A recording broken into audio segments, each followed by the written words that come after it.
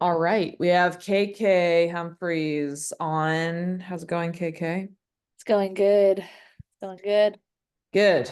KK, can you tell us what are you doing now in softball?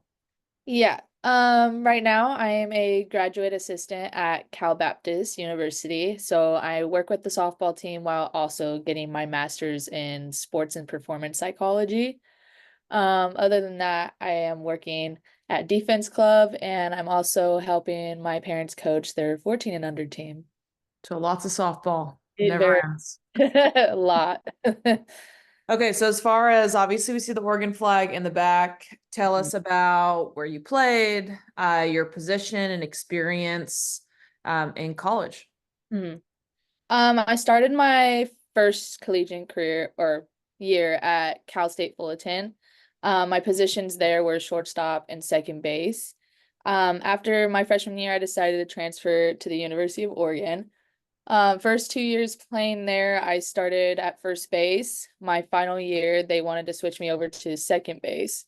So kind of played basically everywhere in the infield at one point. Just my role kind of at Oregon was kind of whoever ended up getting hurt, that's where I was filtering in. My experience just in college was amazing. I think I really discovered who I was outside of just my parents and what I'm used to and just being around family all the time. I was able to meet so many incredible people that I still talk to this day. I think the jump from Cal State Fullerton to Oregon was huge for me, just seeing the different competitive environments. Just being able to really discover like me as a competitor, like what do I need? Um, I'm more of like a lover of the mental, so I'm like, what do I need to calm myself down? And I still use those strategies today when I'm not playing. So I think just kind of going through the experience, just learning me and what I need and who I am, just outside of everything you're used to as a kid growing up. So, Yeah, so a couple points just brought up by your story. I think one, everybody's got a story. Everybody's got like things that they're going through and reasons why they're doing what they're doing. Like obviously you didn't initially go to Oregon, so like there's a whole cool like I don't know, perspective that you bring to kids that want to work with you, thinking, I mean, even right now, there's so many kids that are stressed out because they're either not committed yet. And like we see this in our 8:30 class all the time. Like people are just stressed about it. And mhm. so I think it's so cool to like have a perspective from the viewpoint of even after you commit, even after you get somewhere, it's not like the end of your story. It's not like this sentence that you put on yourself, like, hey, if you're not happy, you can leave. If Right. it's best for you, it's best for the next program that you're going into. So I love that you bring that. Um, Tell us a little bit about where you're from, and travel ball. Yeah, so I'm from Corona, California. So with that being said, I played for the Corona Angels. I think my experience was just it was a bunch of different things into one. I think playing for such a high organization like Corona Angels, it's very demanding and it's very much pushing you to your limits. So it was fun, exciting, all of that. Met some of my best friends, still talk to this day. But I think playing for an organization like that really, really prepared me for college. I think learning that like Marty's no joke, he's definitely very hard, but I think he definitely prepared me for what college is to bring. And I talked to my other current angels that I played with in college. I'm like, sometimes I'll do something bad and I just hear Marty in my ear. So it's like he became like almost like my alter ego coach in a way where I just hear him all the time, even when I'm like up to bat, especially I just hear him in my ear on like what my plans are at the plate. So I think my experience was just it really prepared me. I think I could not have been more prepared to really go into the collegiate level. And we're all scared at that point. We're very scared jumping from high school to college. And I was nervous, but I didn't feel like I was scared because just of the preparation I was be able to get from him and everybody that's surrounding in that organization. So, Yeah. And in these, like we've done these interviews with Allie and gosh, who else? Sophia Reynoso. And I feel like I just jump in and I'm the voice telling parents why that's like so important to um, have that perspective. And I think a lot of parents right now are in between. Do I go for the tough coach? Do I go for maybe the yeller, or that this coach is super strict? And Mhm. Marty's a different animal in it, like in himself, right? Like he definitely yells, but like as one of his players, that he really cares about his players. That there's not really anybody out there like him. So it's one of those, it's really a balance with him. And I feel like you can't really compare Marty to anybody. But yeah, I think you have a really good perspective because you did play for the tough coach, but also you have uh probably some coping mechanisms that you developed so that no matter what a coach says to you, it's like you hear the message and not how it was delivered. I know that's how I was as a player because I also played for Marty. And it was just like, okay, what's he trying to say to me? Like, and I know that I was always way harder on myself than he could ever be. So I feel like that's a certain type of player as well. Like, it didn't really, to me, I never really got like sad because Marty was yelling at me. I was like, shoot, I suck right now. But like Marty was always there, just like, like, I expect this from you. This is the standard. So I don't know. This is like not a question that I was planning to ask, but how do you think you dealt with having a tough coach like that? Yeah. My first few years, just even with like going to lessons with him, it was really hard for me because I was coached by my parents. So my dad was that kind of more of a yeller coach, and like it's hard playing for your parents because you're just like, okay, like whatever.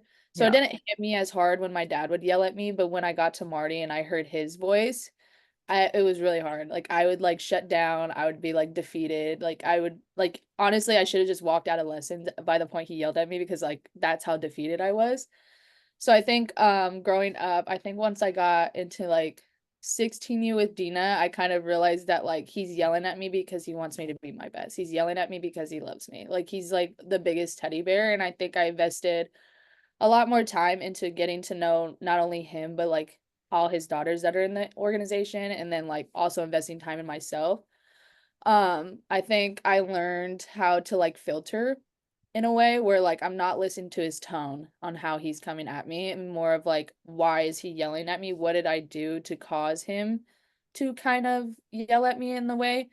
And what is he trying to help me adjust? So it's like I kind of learned his like language. A lot of people say I'm like fluent in Marty language just because I've learned to filter him in a way where I'm like forming his own sentences into my sentences that's gonna resonate with me.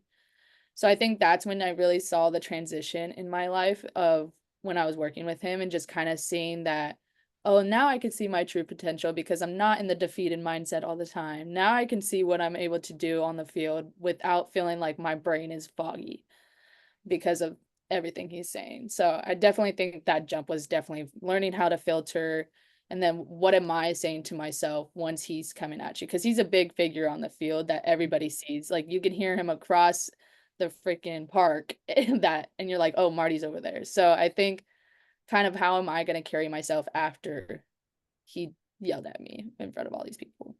Yeah, it's an experience. And everybody has their own reaction to it. Mine, it was like I was already talking to myself, just like, okay, I suck. What the heck? Hmm. How am I going to get better? And yours was you're saying, dang, it kind of defeated me for a little bit. And that's kind of as we transition into kind of life lessons, no matter what's going on, whether it's a coach yelling, no matter like we strike out or something like that's actually maybe a bigger life thing happens, it's always kind of, all right, how am I going to react? What's my next step? How can help to control the situation for myself instead of just like letting things happen? So I just think it's a cool thing that you learned early on. Hmm. Okay, let's move on to teaching kids. What do you like teaching kids the most? What's your favorite thing and ways to impact kids? Yeah. So I think just what drives me in general to work with kids is just like their drive back on like how they handle certain like experiences. Like they're so young and they're still like learning through their own situations through softball, and softball has so much more to offer to them that I think it's so unique how like kids will come up to me and be like, this happened today and like I don't know how to deal with it, and then I'm able to talk them through it. I think that's just so important in this game. It's just the teaching part. I'm a very big believer in the mental side just from my own experiences. And I think there's not enough happening in the younger levels. I think you kind of see it more develop more in like late high school, and obviously definitely in college you see it more. And I think the better we are able to teach them all the mental sides kind of at a young age, they're better developed into high school. And then now you see them compete in college without having to face these kind of like mental blocks. Like we're all going to face something at some point. You can't control it, but just being able to show like coping strategies, breathing techniques, visualization, like all that stuff at a young age, they'll be able to master by the time they get to college. And now you'll see that different kind of switch in them. Um, I definitely I'm a lover in defense. I love defense for sure. So I think also just like I think I coach in a different way when it comes to defense because it's kind of something that I believe that people can be close to perfect at. Like some things are going to happen that you can't control, but I think hitting is a different thing where you can't really control what's happening at times. So just being able to show like the mental side, like what is your pre-pitch mentality in defense, what is the situation, what is your IQ level, and how can we get that better or get that to a consistent rate with certain situations that happen. So I think all of those stuff, like just especially the mental side, I'm very big at coaching at with all my athletes. So that's definitely something I would definitely put my name out about. No, I think you saying defense is the closest to perfect we can probably be in our sport, and that is so true, right? Especially in practice, Mhm. because once you put on the pressure of a game or the unknowns of a game, or just I don't know, the speed of the game maybe, um, then that's when you get the 1% where you're like, okay, there was a mental error there, or potentially a physical error. But definitely in practice, it's hard to ask an 8-year-old to be perfect. But Right. once they go through kind of the system and learn the mechanics and understand the process, we should be pretty close to perfect and dialed in by the time we're I don't know, 16, 17. I mean, and we asked this of like probably our 13, 14-year-olds as well. Like, hey, if you feel like it's boring to play catch, let's hit the same spot every single time. Mhm. And that's when I think you and I would probably get frustrated watching kids play catch or take routine ground balls and the focus isn't there. Um, I have two more questions, and I know that I said I want to stay close to 15 minutes. I have two questions. So, one of the biggest things about the one-on-one coaching is accountability. And I Mhm. think you and I being coached by like a tough coach, Mhm. um, there's like, hey, going right at it and going, hey, you're not focusing. How Mhm. do you think you deal with that even in a lesson setting or say the one-on-one setting? If the numbers don't look like, hey, look, I fielded 10 of 15 correctly. Mhm. And how would you approach keeping a kid accountable to the focus and level of like discipline that's required in defense? Yeah. So if like some type of like discipline or accountability part is missing, I think I go at them more in a question standpoint. I'll be like, so like what's your thought process right now? Like what's distracting you? Like is it your mentality? Is something happening outside of softball that like is just lacking focus right now? Because I think some people like lose sight that we're not just softball players, like we're human too.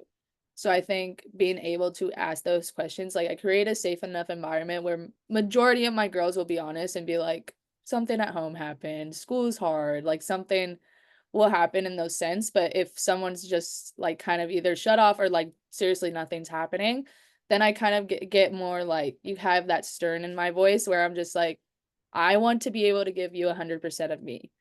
But if you don't give 100% of yourself to me, I can only coach you so much. If you give me 75% of you, I could probably only coach 40% of what you just gave me. And I want to be able to give my whole time, especially when lessons can only be like an hour long or like whatever the time limit is. It's like if you're able for just that 1 hour to give me 100% of you, I'm able to give 100% of me back. And now you're going to see these strides start to develop and you're going to get 1% better every day that you come in. So I Mm-hmm. think being able to just one ask the questions of like outside softball stuff. So they're like, if there is something happening, I could be like, okay, like I understand, but just try to like see if you can try to put it on the shelf right now and we could talk about it after or like whatever. And then now if nothing's happening, now you get that stern side of like, no, Mm-hmm. like you need to show up if you want me to show So real. up. Okay, last question, and we'll wrap it up. What's one thing that you hope kids get from working with you, or like a lesson that was one of your favorites that you've learned from softball? So either one, like what's one like a feeling that you want kids to have after working with you? I think one joy is a feeling I hope that they feel when they are working with me. And two, want them to feel almost like understanding. I think more of like understanding themselves, understanding the game, understanding like I keep saying I'm like really big in the mental side. So understanding like the sport they're playing. Like especially when I give hitting lessons, I'm like very like you won't see as much of a stern side when I'm hitting with them just cuz hitting's so hard. Hitting's so individualized. So I think being able to make them really understand that this is a failure game. You're gonna get on 3 out of 10 times and become an All-American. So like being able to drive that in their mind and them kind of feel relieved by that. I hope that's what they leave with. Just yeah, just really much joy and understanding I hope every girl leaves with. That's awesome. I love it. That was a great answer. Thank you.